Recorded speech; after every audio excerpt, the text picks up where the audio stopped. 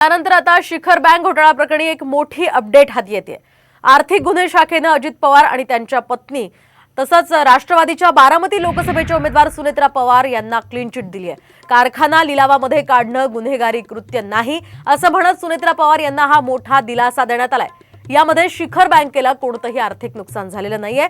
इतकंच नाही तर 1343 कोटी रुपये वसूल करण्यात आल्याचा दावा सुद्धा क्लोजर रिपोर्टमध्ये करण्यात आलाय।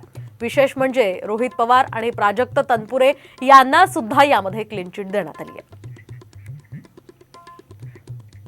तर आपण पाहूयात महत्त्वाचे मुद्दे या संदर्भातले। शिखर बँक घोटाळा प्रकरणी आर्थिक गुन्हे शाखेकडून ही क्लीन चिट मिळाली आहे। तथ्यांमध्ये चूक झाली असल्यामुळे हा गुन्हा नोंदवण्यात आला होता असंही क्लोजर रिपोर्टमध्ये म्हटलंय। तर शिवाय कारखाना लिलावात काढणं हे गुन्हेगारी कृत्य नाही असंही यामध्ये म्हटलंय।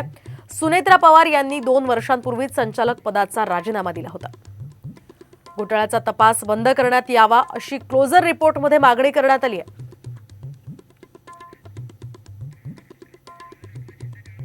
दरम्यान या सगळ्या पार्श्वभूमीवर एकनाथ शिंदे नेमकं काय म्हणाले आपण ऐकूया।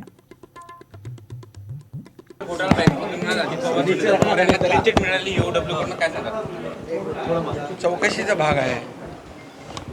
चौकशीमध्ये जे निष्पन्न झालं असेल त्याप्रमाणे निर्णय झाला असेल।